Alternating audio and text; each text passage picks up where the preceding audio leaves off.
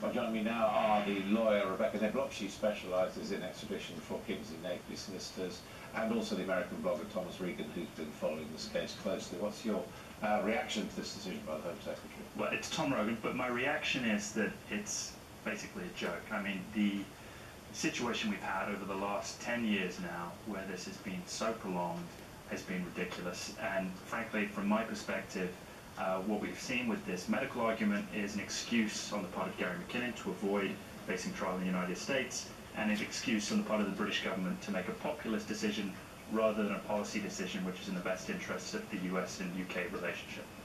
What do you reckon, a political decision rather than a decent legal one? I think it was both, in fact. I think it was the right decision to make. It was clearly a popular decision, but I don't think that that means that it's wrong. It's supported by such a weight of medical evidence that shows that there would be a significant risk that he would kill himself if he were to be extradited, that I think that it has to be the right decision.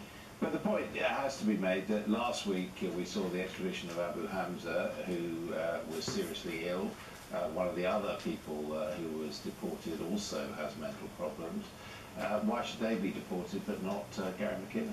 Well, I think that there is an argument that there's an inconsistency between the decision that was made in the case of Gary McKinnon and the case of, for example, Talha Hassan, who had very similar arguments to put forward, and it does smack slightly of arbitrary decision-making. I mean, that's where the politics would come in. Get rid of Abu Hamza and colleagues, because that would be popular, but keep Gary McKinnon because the Daily Mail would be on your back. Indeed. Tommy, the big question is, though, is whether the system is imbalanced between the UK and the US, and that, there's a widely felt popular perception, in spite of Sir Scott Brown's inquiry, that it's unfair. It is unfair, isn't it? I don't think it is unfair. There was a senior review by a very hard, British judge, recently, who said it wasn't unfair.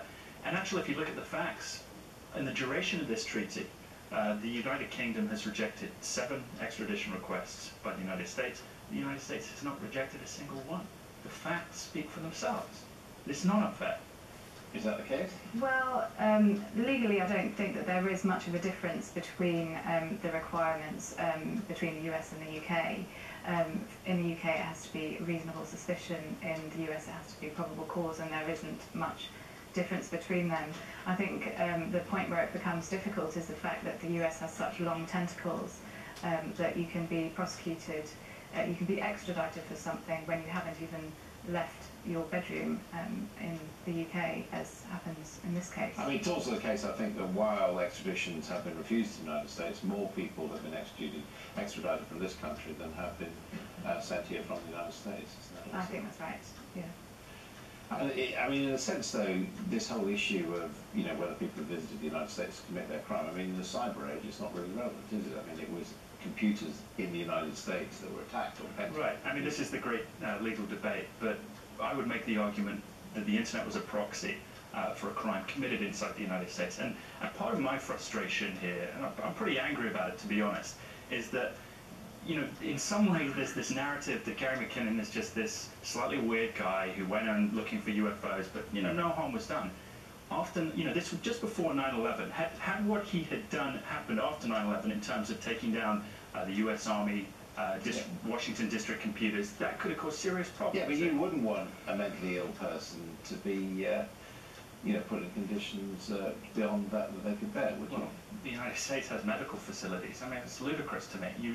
The argument that someone say, "Oh, I'm ill, so I can't face justice." I mean, that will be taken into account. But anyway. Now, the Home Secretary has said she's going to establish a forum now to review cases before extradition. How significant is that? And basically, why haven't they done it before? It's a mystery as to why they haven't done it before, because there is a provision in the Extradition Act that just hasn't been implemented. It's very welcome, it will be significant, and there will be a lot of people who argue that they should be tried here and not in the United States. I mean, there's one pending case, isn't there, of a guy who set up a website that was accessing copyright material. Would this give him hope, do you think, or is that a completely different case because there's no medical grounds there? It's a very similar case because he was arrested here and he was interviewed here by the UK police who decided to take no further action, and the US, on the same day that the UK decided to take no further action, then arrested him on the extradition request to the Finally, United States. what's your guess? Will McKinnon be prosecuted here, do you think? I'm not sure. We shall see. Thank you very, very much indeed.